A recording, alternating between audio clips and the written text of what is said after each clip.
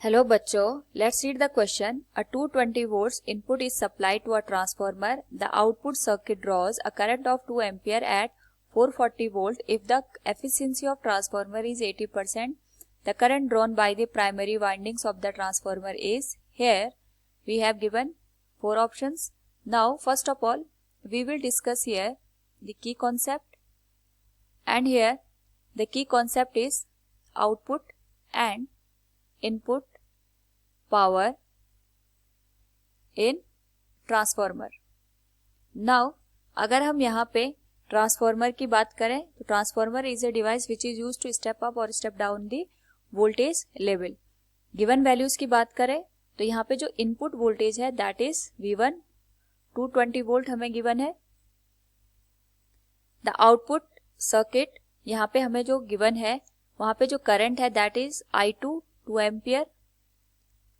V2 की value हमें given है 440 वोल्ट और efficiency of transformer is 80% that is 0.8. हमें यहाँ पे जो प्राइमरी एंड है उसकी करंट को फाइंड आउट करना है. So we know that efficiency is given as output power divided by input power. यहाँ पे एफिशिएंसी 0.8 गिवन है. आउटपुट पावर को हम लिख सकते हैं V2 I2 और इनपुट पावर को हम लिख सकते हैं V1 I1.